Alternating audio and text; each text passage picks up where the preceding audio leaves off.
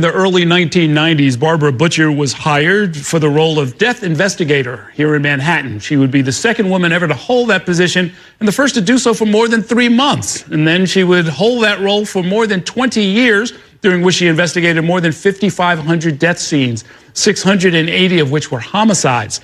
She has written about her experiences in a new tell-all memoir entitled What the Dead Know, learning about life as a New York City death investigator, published by Simon & Schuster. She shares her accounts of investigating everything from accidental deaths to gruesome murders to identifying victims of the September 11th terrorist attacks. Barbara Butcher joins us now to talk about that in our Friday conversation. Welcome to the show and congratulations. Thank you so much. It's a pleasure to be here. Well-told story of a remarkable life and career, and I think a lot of people can get something from this. So you start out as what, in my family, we would call a wild child. Yes. A lot of partying, a lot of drinking, like serious drinking, blackout drunk kind of drinking. But then you find your way into a kind of a vocational program that leads you towards forensic pathology. Yeah, it was one of those strange little gifts of alcoholism. And there aren't many gifts. But once I decided to get sober, I was offered by New York State the employment program for recovering alcoholics. And there they gave me all kinds of tests, Minnesota multiphasic, Briggs-Myers, whatever, preferential. And they said, you should either be a poultry veterinarian or a coroner. And I said, why poultry? They said, well, if it's dogs and cats, you're going to be upset if they get sick and die. Chickens? Why not? Nobody cares about chickens. I said, I'll take dead people. And little did I know that one does become emotionally involved, even with the dead, because they have families. Well, the book really sort of details that. It's one of the sort of the underlying themes. There's also a lot of technical expertise, far more than I ever realized, about, you know, blood spatter and how knife wounds are made and what bullet holes look like. And a lot of the stuff, at least in your era, is sort of a oral tradition. Like you just learn, you know, or I should say an apprentice model. You're learning it from more senior investigators. Yes, I was a physician assistant in working in surgery for some years.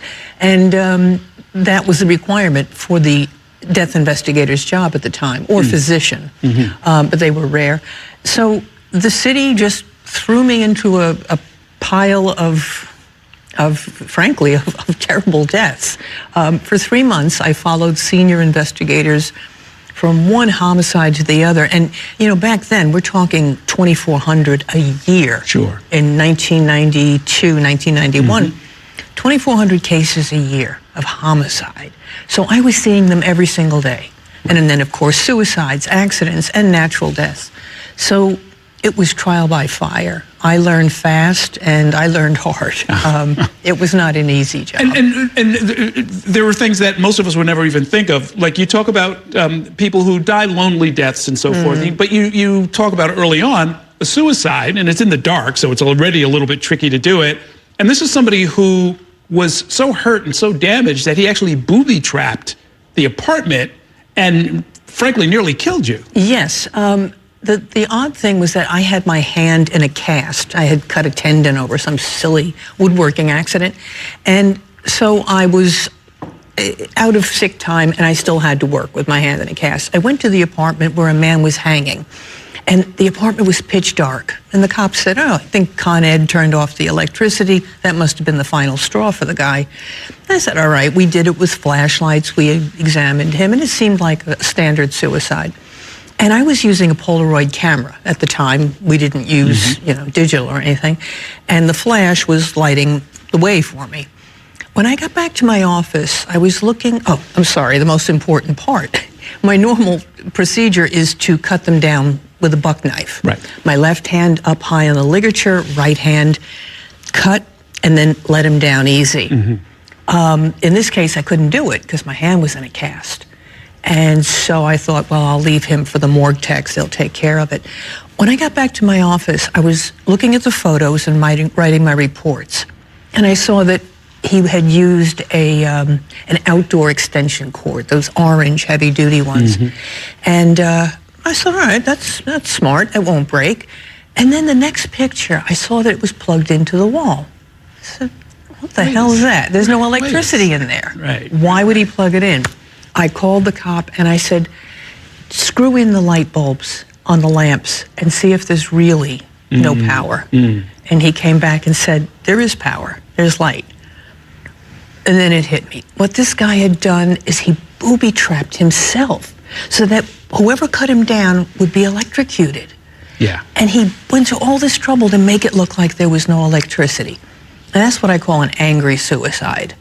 So hurt, so devastated that he was going to punish.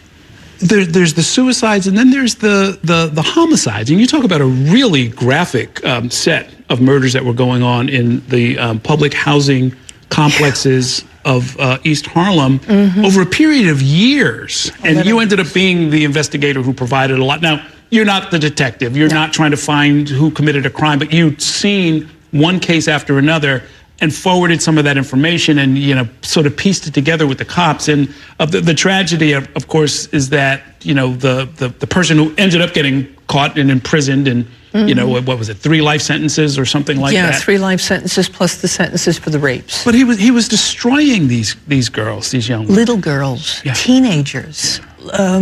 Sammy set one on fire. Yes. Yeah. I mean, the pure evil of that. And, you know, I was angry. These were young girls, and there was no uproar. This was going on for 10 or 11 years, rapes and murders of young girls in East Harlem. The fact that this is such a cold city where there are so many lonely, unattended deaths, you talk about some of those. You talk about those who are hoarders, those who die of overdoses, those who die accidentally, this odd phrase, misadventure, and so forth. And it takes its toll on you to the point where it really sort of triggered serious depression. Yeah. In order to do the job, you have to be able to detach emotionally. When I walk into a scene and see a young woman and her baby dead, the horror that washes over me is overwhelming. But then quick, put down a mask, because in order to do what I need to do for them, for justice, for their families, I can't be emotional. So I go into technology mode, into science mode, observing, you know, testing. And here's the problem. You can't turn off one emotion. They all go off. Right. And so my relationships were bad. I couldn't feel. I couldn't be a sentient human being because I had to turn off. And it was depressing. Yeah, no, I mean, I certainly got that sense of it, and all the tasteless jokes in the world that you share with the various cops are not enough to cover that up. There's also really interesting stuff about how, as you became chief of staff, you know, sort of the bureaucratic side of it, Office of the Medical Examiner. This is really a great book, and it's too bad Hollywood's on strike, because this is going to make a great TV series. I would predict that they're going to do that. You are a character. You've chronicled a lot of characters, and like I said, a splendid life and a story well told. Thanks so much for writing this, and thanks for coming by. Thank you. Okay, that's going to do it for tonight's show.